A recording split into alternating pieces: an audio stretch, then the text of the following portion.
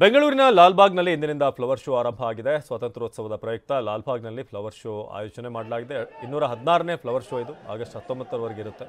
ಈ ಬಾರಿ doctor B R Ambedkar ಅವರ ಥೀಮ್ನಲ್ಲಿ ಫ್ಲವರ್ ಶೋ ಮೂಡಿ ಬಂದಿದೆ. ಉದ್ಘಾಟನಾ ಕಾರ್ಯಕ್ರಮದಲ್ಲಿ ಅಂಬೇಡ್ಕರ್ ಅವರ ಮೊಮ್ಮಗ ಯಶವಂತ್ ಅಂಬೇಡ್ಕರ್ ಅವರು ಕೂಡ ಭಾಗಿಯಾಗಿದ್ದರು. ಸಿಎಂ ಸಿದ್ದರಾಮಯ್ಯ ಫ್ಲವರ್ ಶೋ ಉದ್ಘಾಟಿಸಿದರು. ಇನ್ನು ಫ್ಲವರ್ ಶೋನ ಉದ್ಘಾಟನೆ ಮಾಡಿ 4 ಗೇಟ್ಗಳಲ್ಲಿ ಎಂಟ್ರಿ ಇದೆ.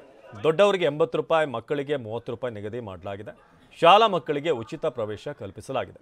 ಬೆಳಗ್ಗೆ 9 ಗಂಟೆಯಿಂದ ಆರಂಭ ಆಗಿ ರಾತ್ರಿ 6 ಗಂಟೆಯವರೆಗೆ ಫ್ಲವರ್ ಶೋ ವೀಕ್ಷಣೆ ಮಾಡಬಹುದು.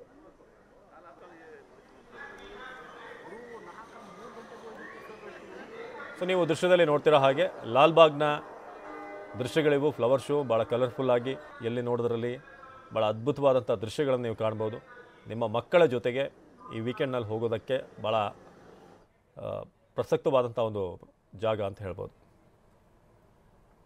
ಸೊ ನೀವೀಗ ನೋಡ್ತಾ ಇರೋದು ಈ ಬಾರಿಯ ಥೀಮ್ ಏನಂತಂದರೆ ಅಂಬೇಡ್ಕರ್ ಅವರ ಒಂದು ಥೀಮ್ನಲ್ಲಿ ಫ್ಲವರ್ ಶೋವನ್ನು ಮಾಡಲಾಗಿದೆ.